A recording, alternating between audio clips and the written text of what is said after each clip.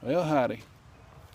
I got my second replacement in today of Grosse Messer, and the handle looks a little different. It's almost kind of like fat lighter, the way it's like it's been kind of a little old in the handle or something or other.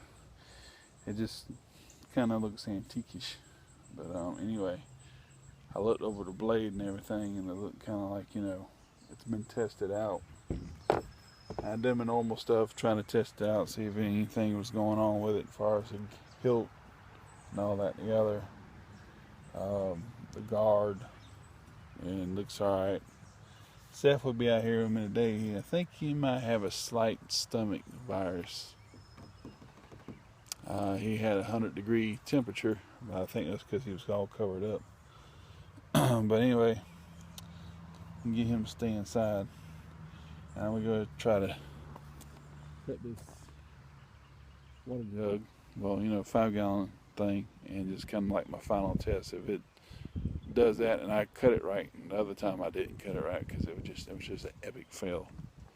But the last couple times before that, I cut it pretty good. So anyway, let's go and test this out and kind of be done with that for a while, and kind of move on to different things, and just great.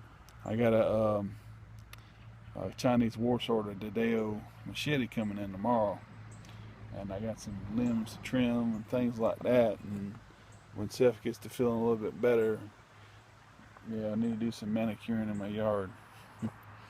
All right, so let's try it out. Let's see how she works. And I found out something before I get started on that. I found out what might have been the problem for the Kaze Katana. What it is this here, that seam of the barrel. I don't know if you can see it, but right there where the tip of the messer is, it's pretty thick. So when I came down on that edge of that thing from missing that mailing tube, that could have very possibly, being it's pretty thick, and it's kind of like reinforced because of the seam there, double thick. That could have might have been what happened. So it could have been just as much my fault. As far as the grain in the katana, in the Kaze Katana, it looked kind of bulky. There's a real thick grain. But then again, too, it might have been just as much my fault for doing that, especially on the seam. But it fell apart, like I said, afterward. But I did watch some videos of how people took a pipe on like a Dojo Pro 1060, through hardened, and they knocked it on, knocked the pipe against it, and the tip popped off because of the vibration, I guess. So that's probably just as much as what happened to that, even though it was differentially hardened. Anyway, let's give this a try. Let's give it a big whack. All right, here we go.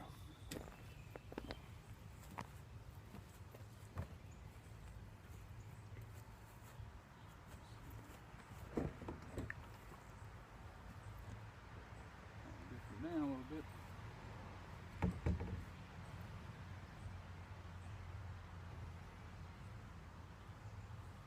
Swing back.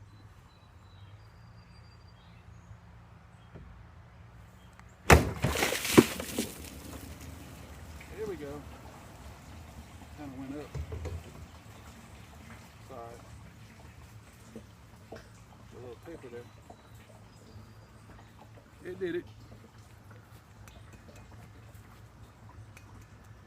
Guard's still strong.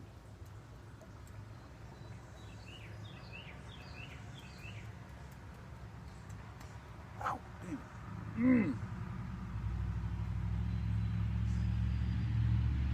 it. Yeah, I screwed up that time. Damn. I got a little too close to the guard there. And I think I cut myself pretty darn, yeah. That's pretty deep. I don't know if I gotta get stitches for that or what. Dang. I don't know. That was dumb. That was so stupid. I've had worse. Yeah, I've had worse. I don't want to mess with that too much because this has mold in it and it mess up my blade. I ain't got a rag out here for my hand.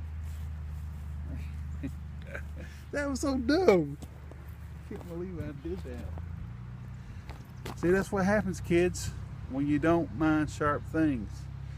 You get your hand cut. So be careful. You know, don't go kamikaze on stuff, you know. Think about what you're doing before you do it. You know, I'm 43 years old. I should have known better than doing that. Oh well. We live and we learn, don't we? See you later.